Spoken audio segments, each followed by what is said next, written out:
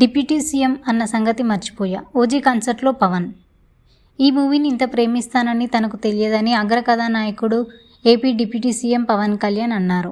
ఆయన కథానాయకుడిగా సుజిత్ దర్శకత్వంలో రూపొందిన ఓజీ చిత్రం డివివి దానయ్య, కళ్యాణ్ దాసరి నిర్మించారు. ప్రియాంక మోహన్ కథానాయిక, ఇమ్రాన్ కాష్మీ ప్రతినాయకుడిగా నటించారు. అన్ని కార్యక్రమాలు పూర్తి చేసుకున్న ఈ చిత్రం ఈ నెల 25న థియేటర్లోకి రానుంది. ఇవాళ హైదరాబాద్లో ఓజీ కన్సర్ట్ నిర్వహించారు.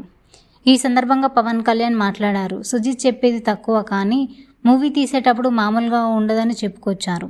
ఈ మూవీకి ఎక్కువ క్రెడిట్ అతనికే దక్కుతుందని కొనియాడాడు. సుజిత్ విజన్ తెరపై అద్భుతంగా ఆవిష్కరించిన మరో వ్యక్తి తమన్ అన్నారు.